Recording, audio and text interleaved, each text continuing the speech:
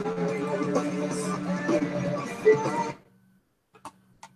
right, APUSHers, this is Gillette here. We're going to, today, I'm going to spend some time with you on the American imperialism.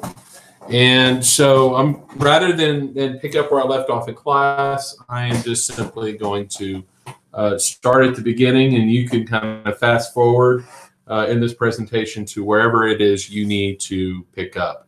And so ultimately what we have, I'm just going to kind of recap. I'm going to borrow my good friend, Mr. Tom Ritchie. I'm going to borrow his PowerPoint tonight because of its extremely high quality. So all credits go to Tom Ritchie and his materials on tomritchie.net. I recommend that students, hear content of this course, hear APUSH from other people other than me. I mean, there's a lot of great educators out there. Tom Ritchie is no doubt one of those. So what we're going to do is we're going to look at the issue of American foreign policy at the turn of the night, this move towards an aggressive, expansionist, imperialist foreign policy. And so kind of start off with, you can kind of look at just U.S. troop deployments in the year 2007. And you can see that today the United States really has a very large footprint on, in global affairs, just simply where we have U.S. troops either in action or, whether on bases or what have you. So, we want to know, how do we get to this point? Now, ultimately, we started out with a great deal of isolationism. Throughout much of the first half of American history, the United States was deeply entrenched in isolationism. George Washington believed that the future of the United States was not to the east, to Europe, and to their issues, and that he believed that our future was in the West. And so he urges in his farewell address for the United States to be friendly with all nations, trade with all nations, but make alliances with none. To steer clear from Europe's wars and to essentially tend to our own domestic affairs. And early on, the United States is going to be very successful at doing this. Thomas Jefferson, there on the right, also promoted a policy of non-interference in global affairs, and you can see through his actions as president, and he really practiced what he preached in those areas. So, as we said in Washington's farewell address, he said, "It is our true policy to steer clear of permanent alliances with any portion of the foreign world." And so, ultimately, we talked about, well, let's continue. Jefferson talks about peace, commerce, and honest friendship with all nations, but entangling alliances with none. So in the 19th century, the United States just simply practiced a policy of neutrality, or i.e. isolationism. And we did the best we could to avoid conflicts with other nations whenever possible. Now we have our we have our examples where we ultimately do get sucked into international events. I think the War of 1812. You've got tensions with the British in the 1830s and 1840s, which helped make the Ashburton, the Webster-Ashburton Treaty possible. And of course, once we reached the Civil War, foreign policy was ultimately related to keeping the European powers out of the Civil War, prevent European powers from intervening on the side of the Confederacy. But ultimately, the story of the 19th century is a story of the United States keeping to themselves in direct contradiction to the 20th century, which we see an increased intervention and engagement. I think engagement is a great word.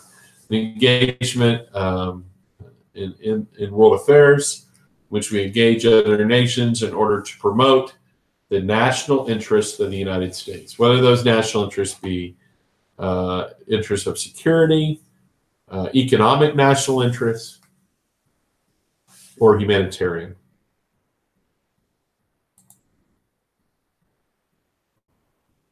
I'm the one who will not raise taxes.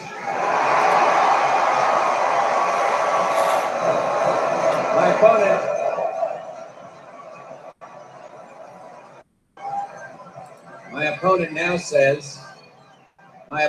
says he'll raise them as a last resort or a third resort. But when a politician talks like that, you know that's one resort he'll be checking into. And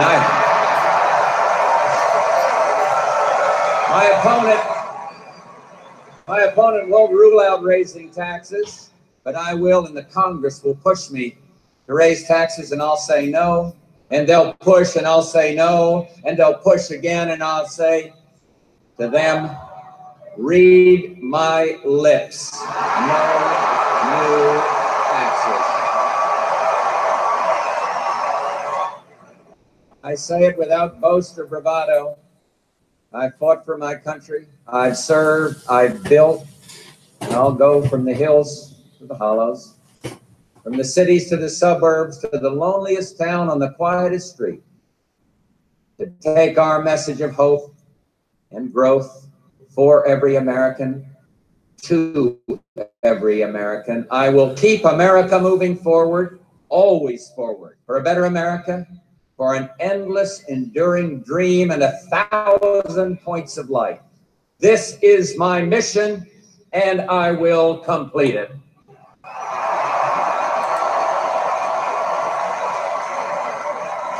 So you wonder, what is the connection?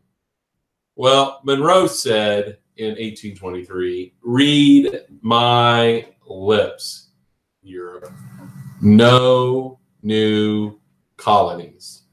And so a big moment in foreign policy in the United States prior to, in the first portion of this course, is the Monroe Doctrine, where the United States really begins to assert itself as a hemispheric power. And of course, the Monroe Doctrine is a cornerstone of U.S. foreign policy even today.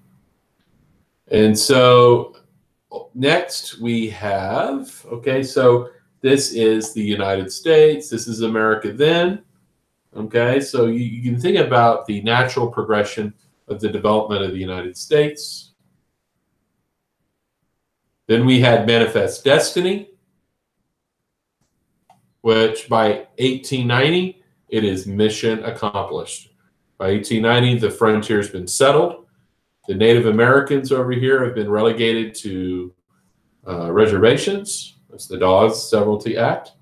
And the three frontiers have been settled. Manifest Destiny has been successful. So once Manifest Destiny was over, it's like, all right, so what now? Pretty bored here.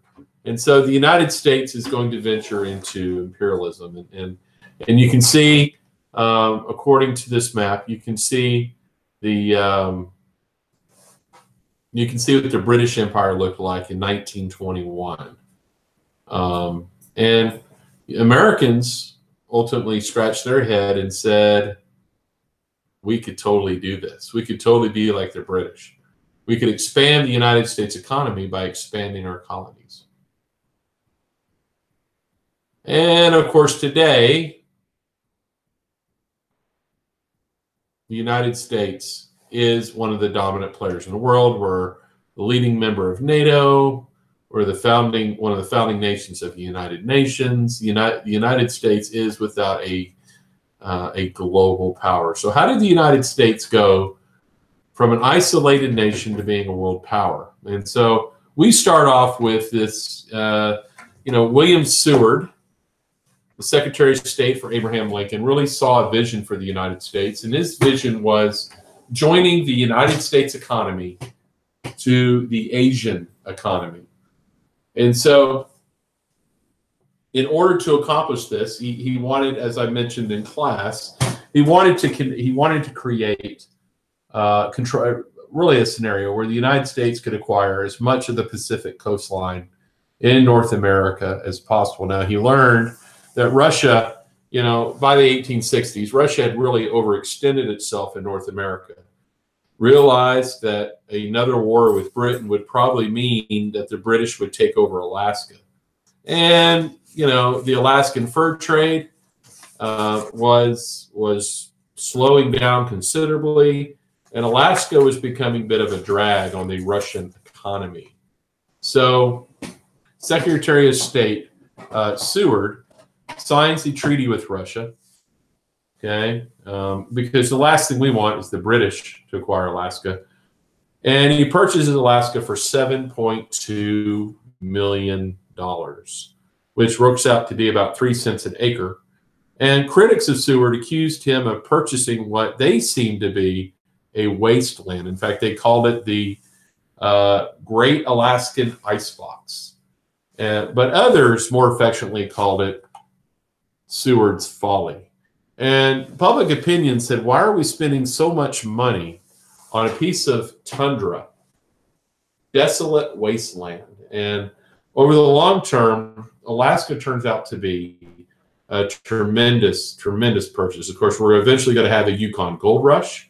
Alaska is rich in other mineral resources, timber, fisheries, and Alaska possesses a oil field roughly the size of the state of South Carolina. So in the long term, Seward's Folly, or the acquisition of Alaska, benefited the United States tremendously. But in the short term, Mr. Seward was mocked for the purchase. And of course, what do we get? Sarah Palin. Okay, I love Tom Ritchie. Always trying to make a joke. Okay, so ultimately, we want to get to 1898. Okay, because 1898 is a pivotal year when we're talking about the diplomatic history of the United States.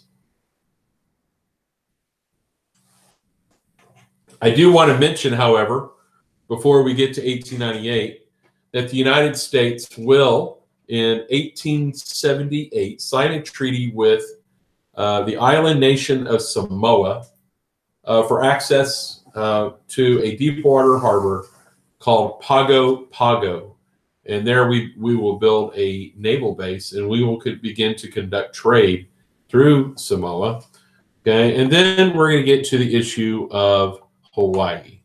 And so we'll get to Hawaii in just a second. But ultimately, we want to understand what is the major driving force in American imperialism and the steps to world power. And ultimately, the United States is going to open up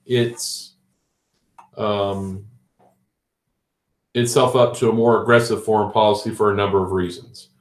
Number one, the United States is at competition with Europe, and Europe is busy imperializing both the continents of Africa and Asia.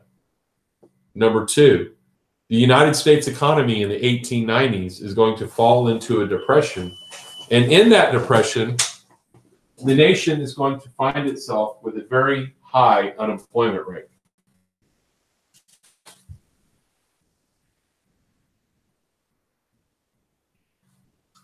Three,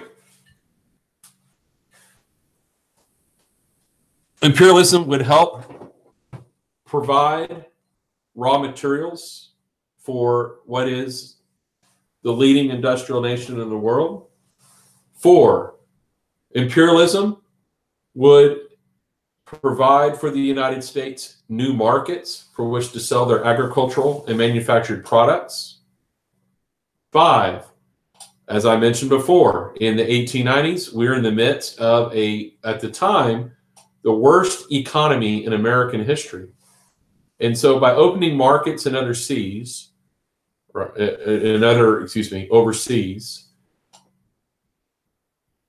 this would be one remedy to our economic depression. Okay. But ultimately, the guy who's going to provide, and look, I'm going to go on, and yeah, I've got to mention this as well, without a doubt. I think when you're looking at what drove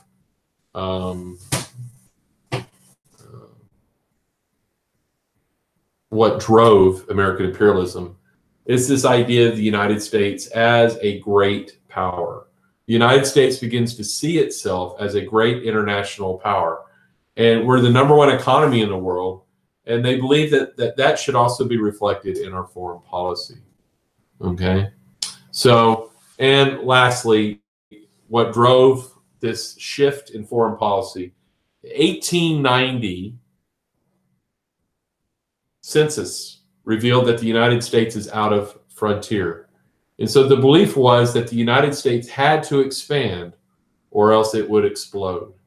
And so the loss of frontier meant that we had to go beyond our shores in order to acquire new frontier. This is what historians call the new manifest destiny.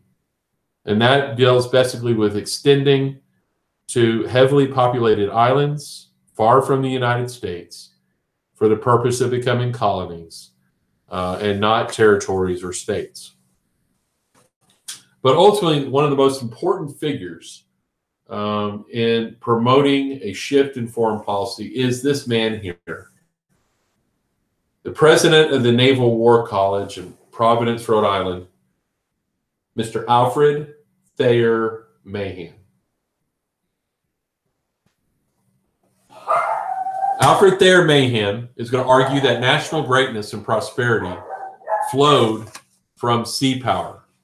Okay?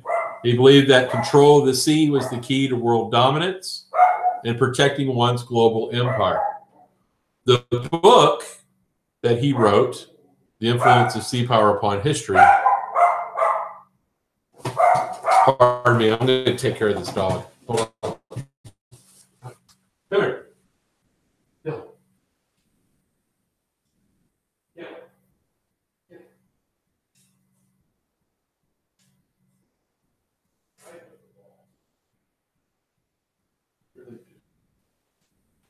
Okay, game back on. Game back on.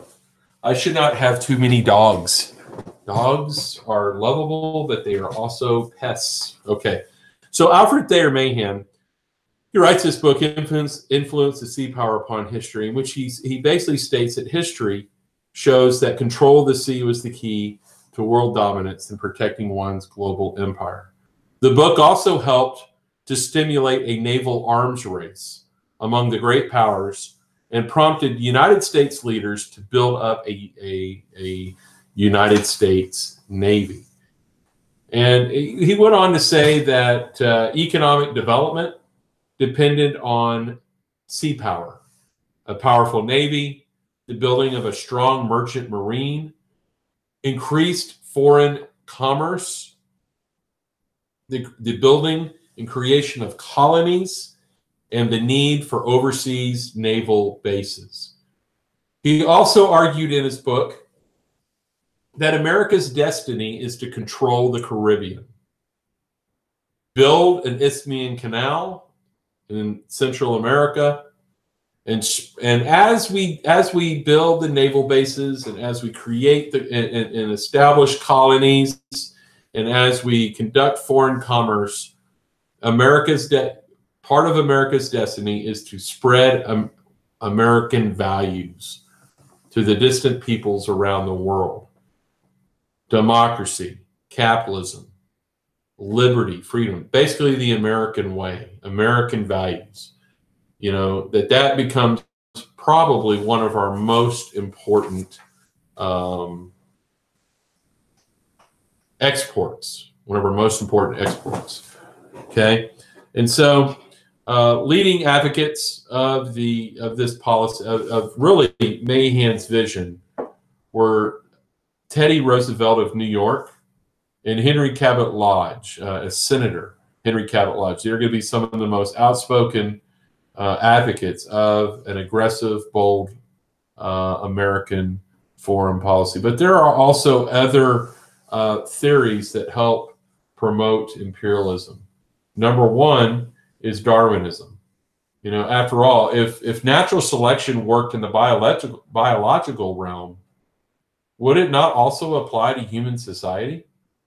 And so the belief is that, you know, among nations, as among individuals, the fittest survive and prevail. In fact, in 1871, Charles Darwin said in his Descent of Man, quote, "There is apparently much truth in the belief that the wonderful progress of the United States, as well as the character of the people, are the results of natural selection." So even right there, Charles Darwin acknowledges that the United States, if it's all about survival of the fittest and natural selection and the fittest, the United States is the fittest. They are the poster child for who is to dominate. You know what ultimately what we have to come to grips with as APUSH students, we have to understand what did they feel like. What did these powerful countries like the United States, what did they feel like, you know, justified extending power and control over weaker countries? And, you know, Darwinism is going to be one of those ideals. Another is going to be racism. You know, there's an American Darwinian, a historian, and a popular lecturer on Darwinism. His name is John Fiske. In 1885, he made the case that the Anglo-Saxon, okay, he really championed the superior character of the Anglo-Saxon. It's his institutions and the peoples, the Anglo-Saxon peoples. He goes on to say that the English, quote unquote, race was destined to dominate the globe in its institutions, traditions, language, and even in the blood of the world's peoples. What also promoted and really gave, you know, much credence to this imperialism is religion. And here we use the example of Josiah Strong. Josiah Strong in 1885 wrote a book called Our Country. Josiah Strong was a Protestant evangelical clergyman who was a leader of the social gospel movement in the United States. He advocated the superiority of the Anglo-Saxon civilization. And so while urging the United States to spread religion and democratic values to the quote unquote backward peoples of the American West, some historians believe that the book also influenced U.S. imperialistic motives overseas. And so he basically promotes this idea of the Anglo-Saxon Protestant in being our quote unquote our brother's keeper. And so the imperialism that imperialism is largely going to be driven by the superiority, this belief of superiority of white Anglo-Saxon Protestants. Okay, and so yeah, and to build on it, we've got the development of Pan-Americanism. Pan-Americanism is this belief that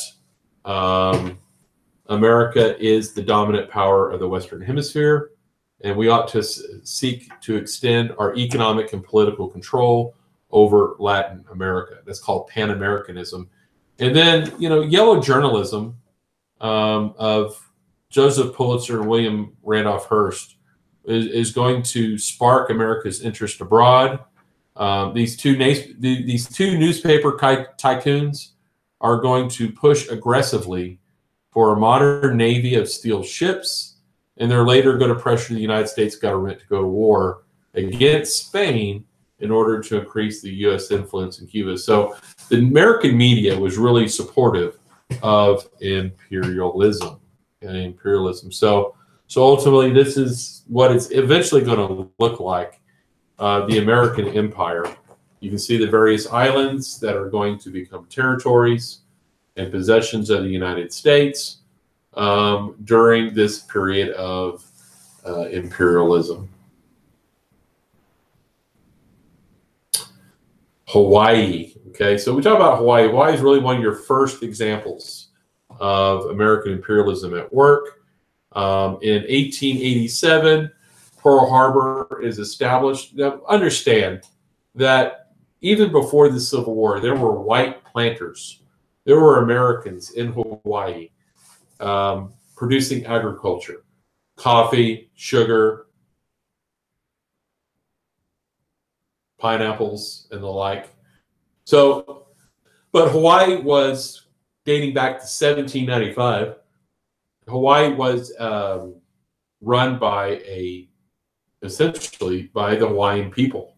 You will see that the Hawaiian people will come together in one kingdom in 1795, and ultimately over time, America's influence in Hawaii is going to grow, and a lot of that is economic influence with those white planters in Hawaii. By 1890, 3 years after the building of Pearl Harbor in Hawaii, a naval base for the United States, the native population, the native Hawaiian population, has been reduced by disease, mainly due to smallpox, and really by 1890, the United States has really not the United States, but American planters in Hawaii have accumulated a lot of power.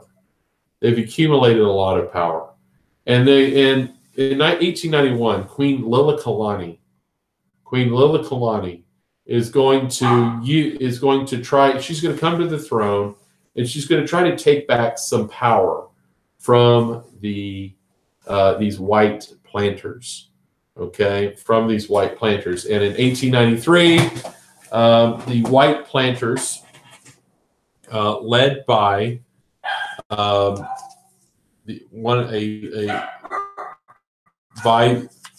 on a second, I'll find.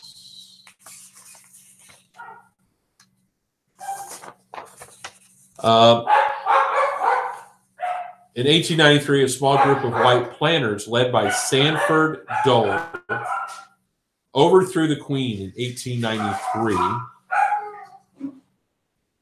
I'm sorry about the dogs. I really am sorry about the dogs. The dogs are crazy. But in 1893, the planters were assisted by U.S. troops who landed under the unauthorized orders of U.S. Minister in Honolulu, John C. Stevens. And Stevens sent a telegram to the United States saying, quote, "The Hawaiian pear is now fully ripe, and this is the golden hour for the United States to pluck it."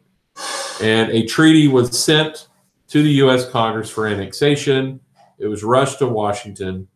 And before the treaty passed the Senate, President Grover Cleveland assumed office and refused to sign any annexation bill. And so the reason why he did not support annexation is because the overthrow of Liliuokalani had occurred without the approval of the President of the United States. And so Cleveland removes the U.S. troops from Hawaii, and ultimately Hawaii will eventually be annexed due to during the Spanish-American War. So that's the way the whole Hawaii thing worked out. So the next major issue that or topic we want to discuss is this movement towards war, the Spanish-American War. And so basically, there's two developments that we need to be familiar with. There's two major developments that happen here. So in the first half of the 19th century, two things are happening. Number one, the Cubans are periodically, I mean, on a regular basis, they're rising up against the Spanish colonial government in Cuba. Okay, and each time they rise up against the Spanish, they get crushed. Okay, they absolutely get crushed. Will you hold on for a second?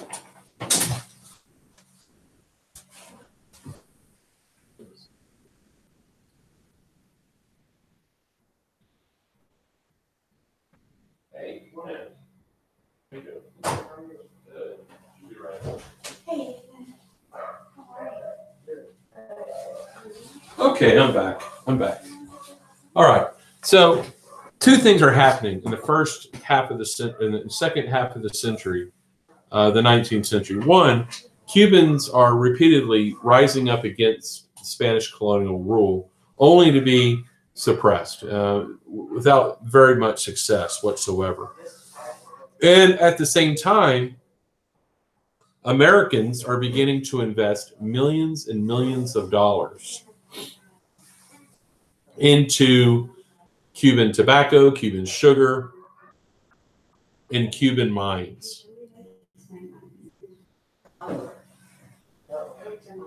So, the way the story is going to work here, we're going to move towards a Spanish-American War in 1898. In 1898. So in 1895, okay, we're going to experience an uprising, an insurgency, an insurrection. Let's call it that. Let's call it an insurrection. Okay, and so during this insurrection, you're going to have. Now, by the way, this insurrection is going to be led by a revolutionary leader named Jose Marti. That's M-A-R-T-I, Jose Marti. He's the leader of the Cuban revolts. And so Jose Marti comes to the conclusion that the only way the Cubans are ever going to overcome Spanish rule, they're going to need the assistance of the United States. He actually travels to New York. He meets with Wall Street leaders. He meets with government leaders. And the impression he gets is that the Americans are sympathetic for independence, but they're not really willing to intervene directly to help guarantee Cuban independence. And so he returns back to Cuba, engages in guerrilla warfare throughout the island, and he decides to damage the economic life on the island, to set fire to the fields, to destroy American investments on the island. Okay, to burn the sugar fields, to burn the tobacco fields, to disrupt the operations of the mines. And by hitting the United States in the pocketbook, by hitting those Wall Street investors in the pocketbook, he would hope to draw, the United States into assisting them in overthrowing the Spanish.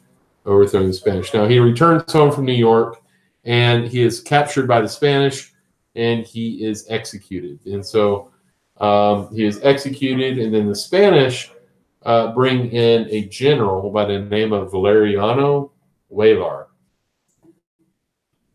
And Valeriano Weyler is going to be brought in by Spain, from Spain, in order to suppress the insurrection. And the way he sought to suppress the insurrection is by building concentration camps.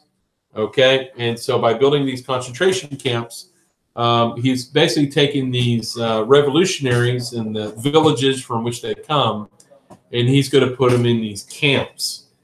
And due to the tropical climate, due to lack of food, poor drinking water, about 100,000 of these people who are in these Spanish concentration camps are going to die. About 100,000 die from 1896 to 1898.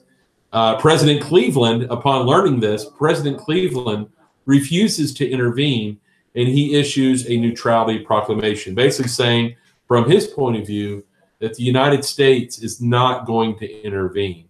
In fact, what Cleveland did is he offered to mediate, to be a mediator between the Cubans and the Spanish, and that mediation fell through because the Spanish were not interested in coming up with any type of mediation. Now, while this is going on, those two newspaper guys I mentioned before, Joseph Pulitzer and William Randolph Hearst, all right, are using their papers to intensify anti-Spanish feeling in the United States, to work on the public opinion, to try to turn public opinion against Spain. For example, they're going to call General Weylar, Weylar the Brute, the devastator of haciendas and the destroyer of men.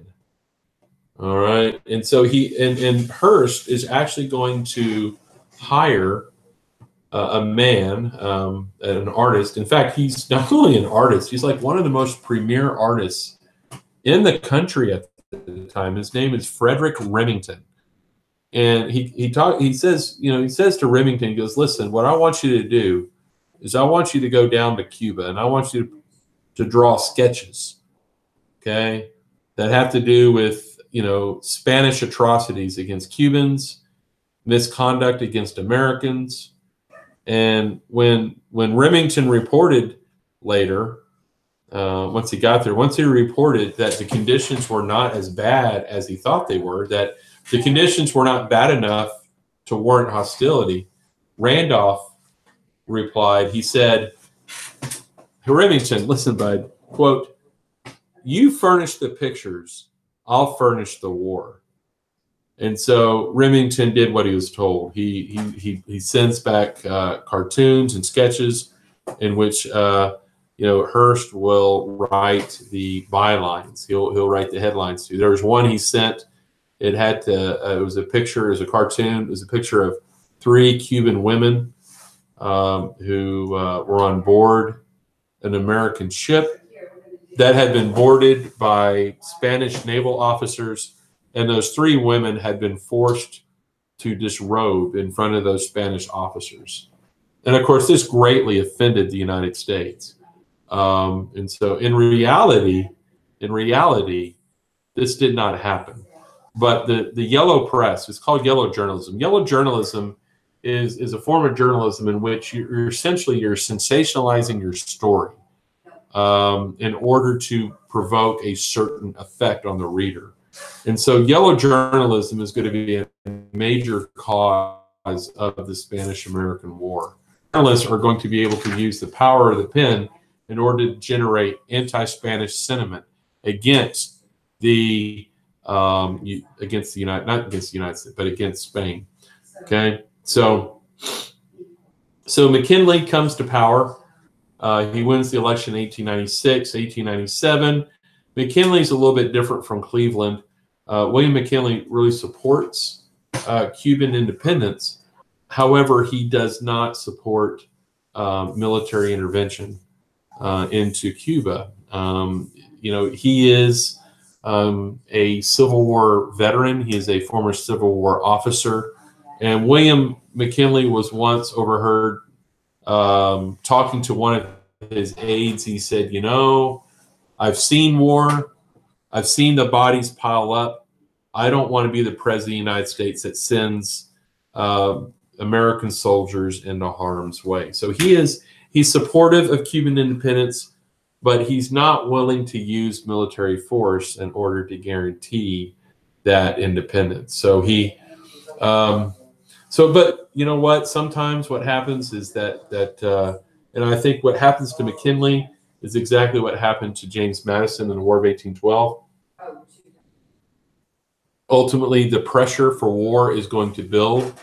A lot of that pressure was created by the yellow journalists and the pressure from the American media and politicians. I mean, I think I know Teddy Roosevelt, who at the time was the Secretary of the Navy, he came out publicly and said, hey, what this nation needs is a war. I mean, and he aggressively wants a war with Spain. You know, so over time, McKinley is going to come under a tremendous amount of pressure, okay, in order to, which ultimately this pressure is going to escalate in him asking Congress for a war declaration.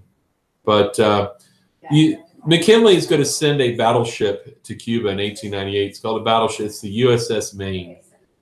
The USS Maine is going to be sent to Havana to help provide safety for American citizens who are being caught up in a lot of the violence and the upheaval on the island of Cuba. February 15th, 1898, 266 officers and men die when the USS Maine explodes and sinks to the bottom of the harbor.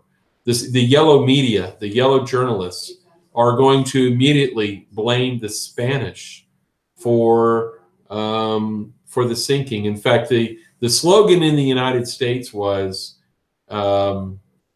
"Remember the Maine, to hell with Spain." Remember the Maine, to hell with Spain.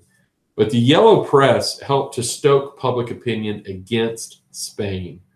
Now, you know what the reality? The reality is that, and the United States Navy in 1976 concluded that there was a blast inside of the ship that was accidental and that Spain had no involvement whatsoever. But the press, there was a rush to judgment, and the press went ahead and named Spain as the guilty party. And so the USS Maine is going to put a tremendous amount of pressure on McKinley. In fact, McKinley is going to send the government of Spain a list of demands. If the Spanish don't give in on these demands, that the United States would formally declare war. And the fact is that the Spanish do. The Spanish, they give in to every one of those demands. But even then, political pressure within his own party, the Republican Party, was too great on McKinley. And McKinley eventually is going to declare war. But before I move on, there is one more immediate cause to the Spanish-American War, and that is a note card term that we call the Delone letter. The Delone letter refers to the Spanish foreign minister in Washington, D.C. His name is Dupuy Delone. Dupuy Delone sends a letter to the Spanish government back in Madrid. And in this letter, he absolutely blasts. He's going to absolutely blast McKinley. He's going to call out McKinley for being a weak leader and really disrespect. A tremendous amount of disrespect is going to be aimed at McKinley. And William Randolph Hearst, the newspaper man, is somehow going to get a copy of this letter. And and Hearst is going to print it in the newspaper, and the American people are going to learn through the Delone letter just exactly what Spain thinks of its president of the United States, of the American president. And I promise you, it was not flattering. It was not flattering. And so, but when it came down to it, McKinley faced a lot of pressure. You know, on one end, you got public opinion, you got the media, a lot of folks, you got the Theodore Roosevelts of the world really putting a lot of heat on him, saying war, war, war, war, war. And then on the other side, he was taking a lot of heat from Wall Street. Now, Wall Street believed that a war with Spain would do even more harm to their investments in Cuba. So they were actually, a lot of Wall Street was anti-war. And so he's facing pressure from both sides. And he eventually caves in, and he asked for a war declaration. And on April 11th, Congress votes to go to war. His stated goal was to free the oppressed Cuban people. In the war declaration, they passed what's called the Teller Amendment. And the Teller Amendment, essentially, you got to know this. the Teller Amendment essentially states that, hey, once the United States overthrows Spain, the Cubans would have their freedom. And so, but the ultimate reason why McKinley wants a Teller Amendment is because he wants the rest of the world to know that this is not a war of conquest, that this is simply a war of independence, and that the United States is assisting Cuba in a war of independence. So essentially, the war is going to be fought wherever the Spanish have colonies. So there's going to be fighting in Cuba, and there's going to be fighting in the Pacific, especially around the Philippines. And so, so while the Secretary of War was away, Under Secretary of War Theodore Roosevelt cabled Commodore George Dewey to attack Spain and the Philippines in the event of war. McKinley subsequently confirmed that this was okay. And so we have in May of 1898, the Battle of Manila Bay, in which Dewey's 6 warships sailed into the Manila harbor and destroyed all 11 of Spain's warships. Nearly 400 Spaniards died. No Americans were killed in action.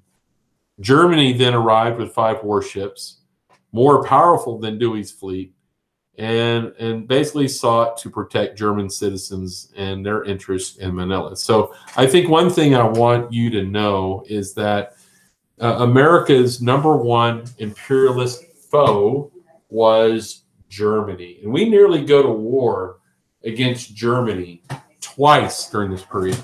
Once over the Philippines, and second over the Samoan Islands. Over the Samoan Islands. So #1 adversary or rival when it comes to imperialism. There's no doubt about it. Now, as we're fighting the Spanish in the Philippines, the United States essentially extended an offer to the Filipinos. We told the Filipino insurgents, who were led by Emilio Aguinaldo. He's one of our note card terms. Essentially, we said, listen, get your boys to help us defeat the Spanish, then we will guarantee independence for the Philippines once Spain is defeated. But unfortunately, it didn't really work out that way, because once Spain, the United States annexed the Philippines. And so what followed was what's called the Philippine Insurrection.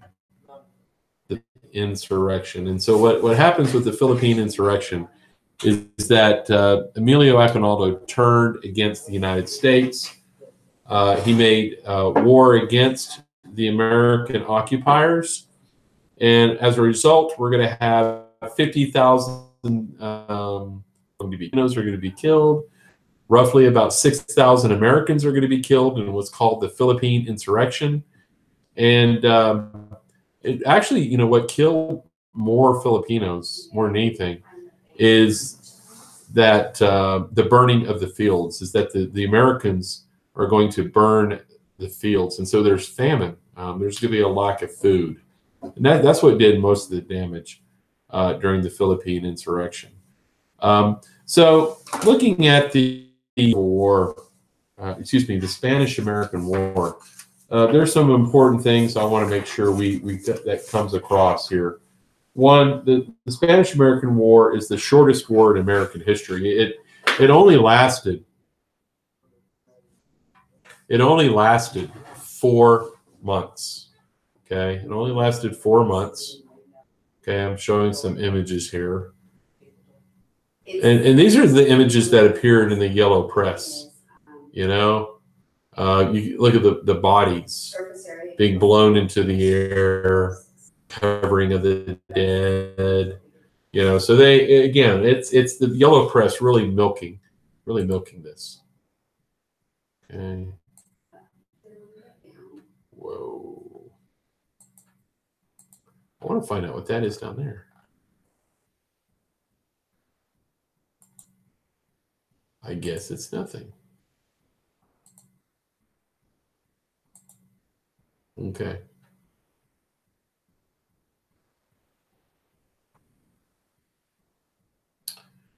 Oh, the Pulitzer Prize. Yeah. So obviously one of the big causes of the Spanish-American War is going to be the American people allowed themselves to be whipped up in a frenzy against Spain. And these two journalists were very, very successful in doing that. Here's an example of one of the headlines.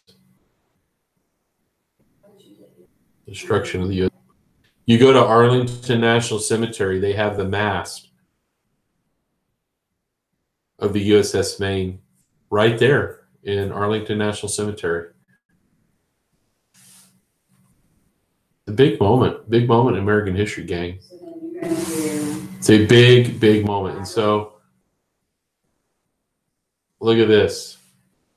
This is from the New York Journal. Trying to find a date. Can't find a date.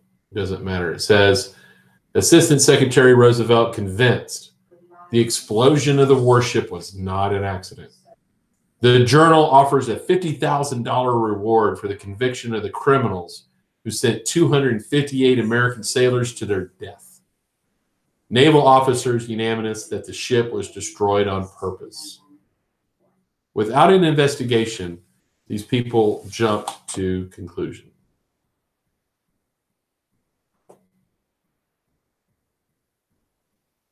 Remember the Maine? The hell with Spain.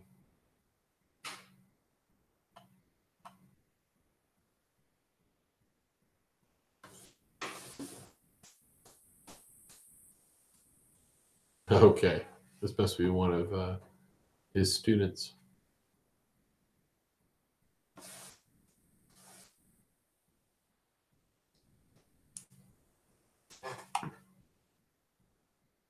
Now, of course, one of the romanticized stories that come along with the Spanish-American War is the behavior and activities of Teddy Roosevelt. Teddy Roosevelt is going to form a regiment of soldiers called the Rough Riders. It was part of the invading army that took the heights at what was called the Battle of San Juan Hill. Now, one thing to understand is that when he went to William McKinley, the President of the United States, and I understand Teddy Roosevelt, Secretary of the Navy. All right. So he goes to the President of the United States and he says, listen, dude, I really want to fight in this war. Will you let me go fight? And William McKinley said, no, I'm not going to let you fight. So Roosevelt essentially resigned as the Secretary of the Navy. He formed his own regiment, okay, called the Rough Riders. He went to Florida with his Rough Riders. They got on a boat in Tampa. They sailed to Cuba, and they fought in the war, but they weren't even part of the United States Army. They were their own separate entity. Okay, so he becomes a national hero of sorts, you know, and he called the war a splendid little war. He said, you know, of course, Secretary of State John Hay also calls the war a splendid little war. But he rides into history. I mean, he becomes a major national hero because of his participation in the Spanish-American War in Cuba. And there you go. You have him with the Rough Riders. There he is with his regiment, his voluntary regiment at the Battle of San Juan Hill. Now, at first, you know, the way the story goes is that Teddy Roosevelt, during this battle, did not really kill anybody. And so every time he talks about his war stories in Cuba, he went from I never really killed anybody to I did. I mean, so he really takes this event, the Battle of San Juan Hill, and he's going to use it to make himself into a national hero. The Charge of the Rough Riders. Here's obviously a small little book here. that was published. So it helped really advance the mythology of Teddy Roosevelt. I think what happens is that he made this charge on San Juan Hill to be the equivalent of the sacrifice at the Alamo. But it really wasn't. I mean, it was actually a very minor battle. But he was really successful in really painting the Battle of San Juan Hill to be bigger than what it truly was. And so ultimately, the United States will gain the Philippines from Spain. Over here in Cuba, we talked about the Teller Amendment, which the United States says, hey, listen, when we're done with this war, Cuba is going to be independent. But then they come back and they pass the, hold on, let's see if it's here. Here we go. I'm going to come back to it later, the Platt Amendment. I'll talk about the Platt Amendment. But the United States will gain from the Spanish-American War territory from Spain, the Philippines, Puerto Rico, and, of course, extended control over Cuba. And we'll talk about Cuba here in a second. All right, so here we got the Treaty of Paris. Now, not Philadelphia, but the Philippines were actually, they were won after the treaty was signed. So basically that after the war was, so after the Spanish surrendered, the United States conquered the Philippines. So really, technically, the Philippines is they're not a spoil of war.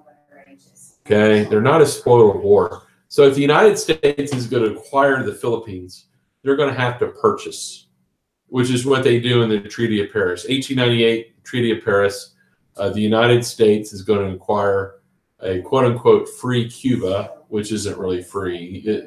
We give them their freedom, but we kind of oversee them.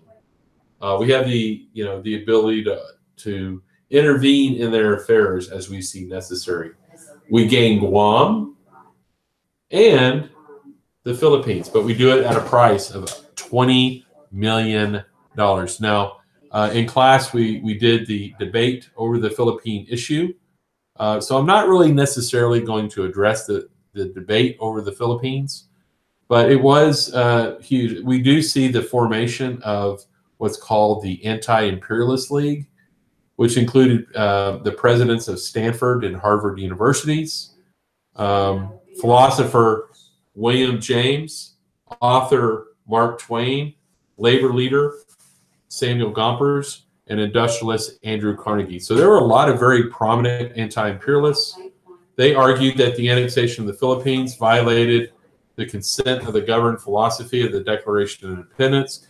He said, the day we have colonies is the day we become King George III. It's not in the American character to have colonies. It's actually against everything that we stand for, And so you're familiar with the arguments, the anti-imperialist arguments that were thrown out there. In February of 1899, the Treaty of Paris is advanced. It is passed narrowly.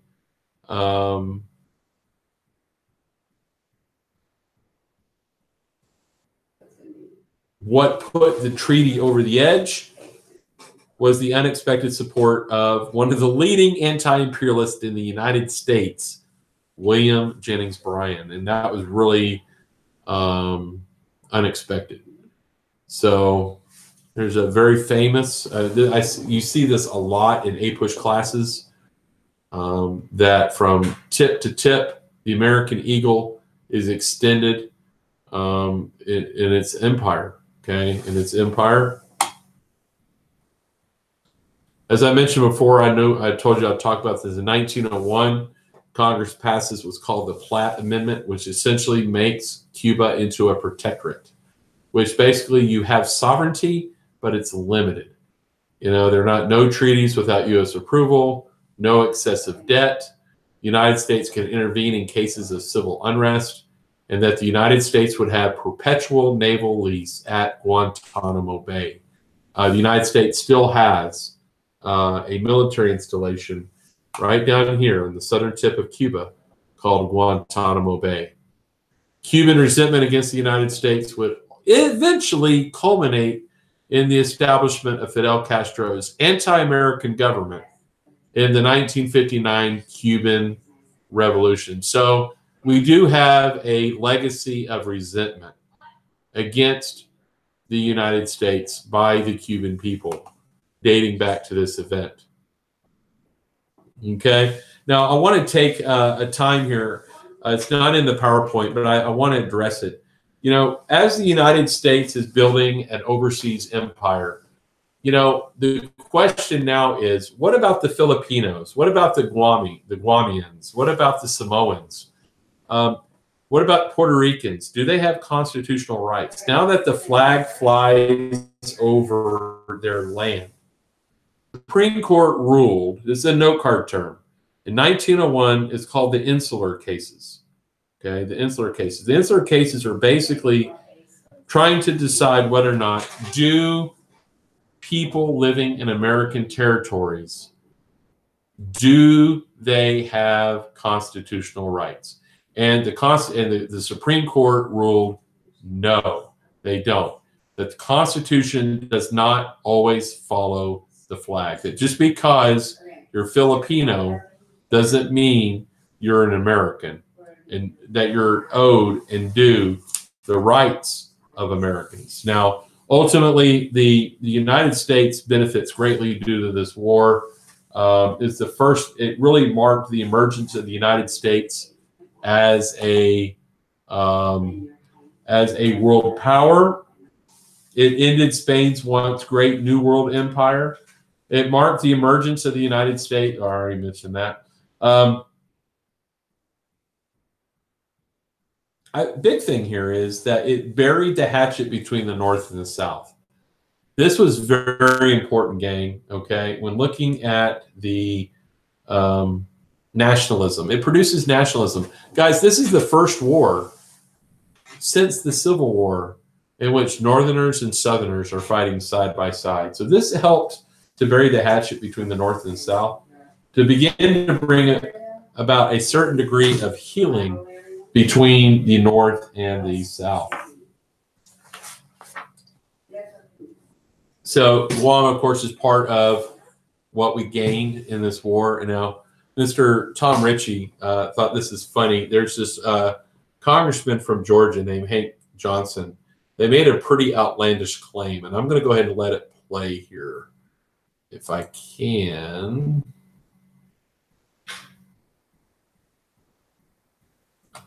Okay, maybe not.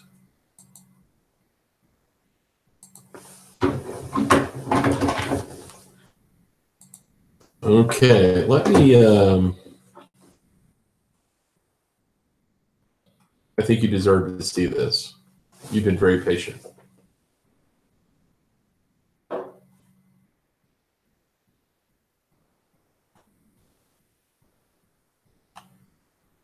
Okay.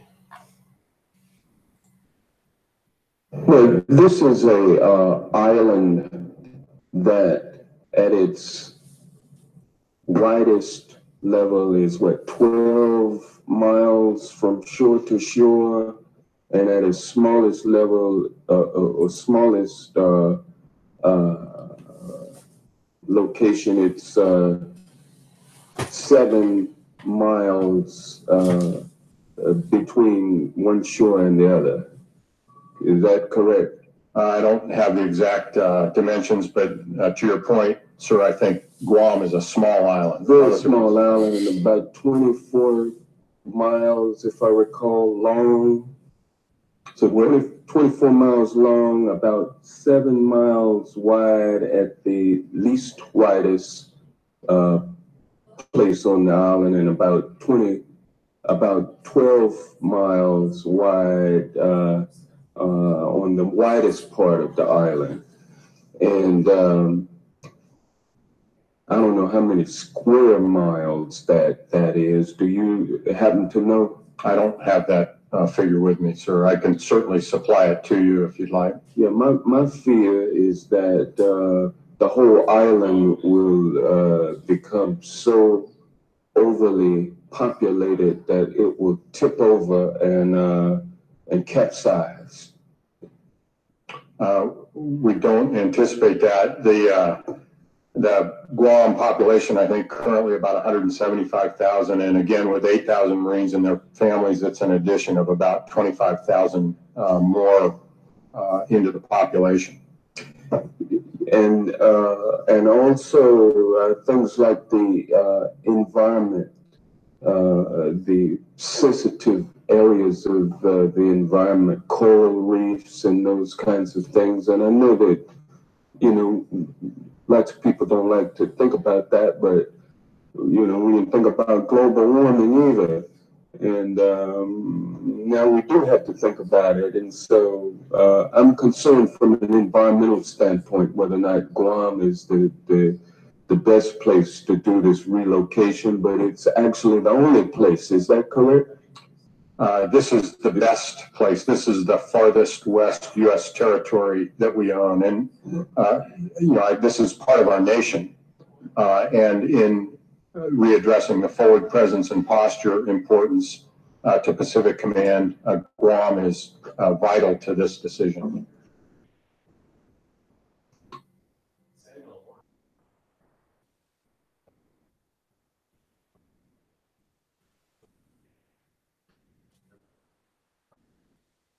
Okay. Yeah, my fear is that the whole island will become so overly populated that it will tip over and Okay, yeah, so that actually happened, right? That actually happened. But you know what? It is what it is. I mean, okay. So what I'm going to do at this time, and I'm going to kind of end with this, that the Spanish Civil War, or excuse me, why do I say that? The Spanish-American Revolution, Spanish-American War is without a doubt the most controversial issue, foreign policy issue during this entire period. Okay, it did. It brought out a lot of conflict between the parties. And ultimately, like I said, the treaty will pass and the Philippines are going to be absorbed into the American empire. So, okay, what we're going to do, just looking at the clock right here, I am going to take this topic. I'm going to take American imperialism, and I'm actually going to create 2 YouTube videos because this is going a little bit long. So this YouTube video obviously hits the causes of imperialism, Alaska, Hawaii, and ultimately the Spanish-American War. So again, I appreciate you for your attention. You a great day.